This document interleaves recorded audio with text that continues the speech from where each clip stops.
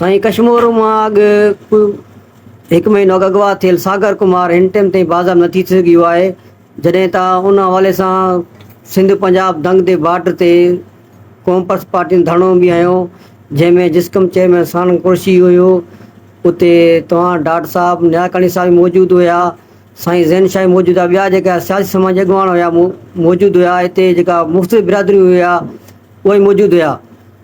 जेको सरदार एसाराम रहमान जे ख़ातिरी बाद उहो धरणो ख़तमु करायो वियो, चयो तव्हांखे सागर कुमार बाज़ाब्ती मिलंदो। हिन टाइम ते बाज़ाब न थी सघियो मिलियो आहे। कुझु ॾींहं अॻे SP अमजद शेख जो मुखी जगदेश कुमार आहे, उन चयो त असां सागर कुमार बाज़ाब कयो आहे, तव्हांखे कुझु घणी ॾींहं अंदरि तव्हांखे सागर कुमार ॾियूं था। इन वजह सां साईं तव्हां छा चवंदव? अॼु बि तव्हां हिते मौजूदु हो गुडू शहर में। पहिरीं ॻाल्हि इहा त गुडू में जेको धरणो असांजे चवण ते न लॻो असां हणायोसीं। गुडू में कुझु हिंदू नौजवाननि, कुझु वापारियुनि, कुझु मुखियुनि पंहिंजी मर्ज़ी ते पाण में सलाह करे धरणो हुयो।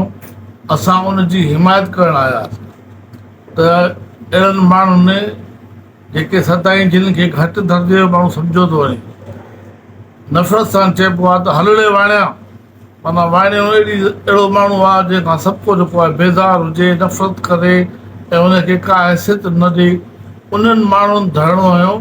त इन करे असां लाइ इहो क़ौमी इख़लाक़ी फ़र्ज़ु हुयो त उन्हनि वटि पहुचिजे, उन्हनि खे हिमत वधाइजे, हुननि जी ताक़त थिए ऐं असां उते उहो ई किरदारु अदा कयोसीं। असां कंहिं बि इन धरणे लॻल कंहिं बि कमेटी जा मेंबर कोन हुयासीं, न को असांखे कंहिं कमेटी जो मेंबर कयो वियो, न को असांखे चयो वियो तव्हां कंहिं कमेटी जा मेंबर आहियो जेको धरणे बाबति फ़ैसिलो कंदी।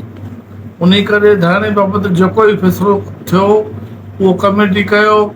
कीअं कयईं, कंहिंजे चवण ते कयईं उहे ॼाणनि, जिन ऐलान कयो उहे ॼाणनि। असांजो इन ॻाल्हि सां वास्तो कोन्हे। असां उते इहा ॻाल्हि चिटी ऐं वाज़े कईसीं त जेसिताईं तव्हां वेठा हूंदव असां तव्हां सां गॾु वेठा आहियूं। तव्हां घर हलिया वेंदो त घर असांखे बि आहिनि, असां बि घर हलिया वेंदासीं।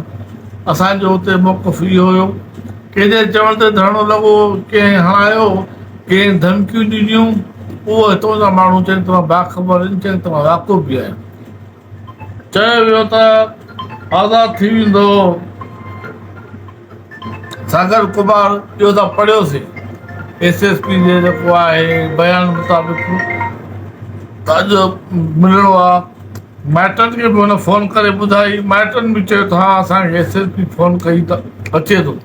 अञा ताईं बाज़ाब न थियो आहे। इहो केरु SSP खां पुछे, इंतज़ामिया खां पुछे, या जिन धरणो ख़तमु करायो उन्हनि खां शहर जा माण्हू पुछनि, या जिन धरणो ख़तमु कयो उन्हनि खां उहे जेको आहे उन्हनि खां पुछनि, या उन्हनि खां इहा ॻाल्हि पुछा कजे त एॾे ताक़त जे बावजूदि जॾहिं सॼी सिंध जेको आहे उथी पई, तव्हां धरणो छो ख़तमु कयो, कंहिंजे दाबे ते ख़तमु कयो, कंहिंजे चवण ते ख़तमु कयो, इहो उन्हनि जो मामिलो आहे। असां अॼु बि मुताबिक़ था कयूं, पुरज़ोर नमूने सां मुताबिक़ था कयूं त सागर हिकु तमामु ग़रीब ऐं बेपहुच माण्हू आहे, उनखे मुकमिल तौर ते बाज़ियाब करायो वञे ऐं हर सूरत में उन्हनि खे आज़ादु करायो।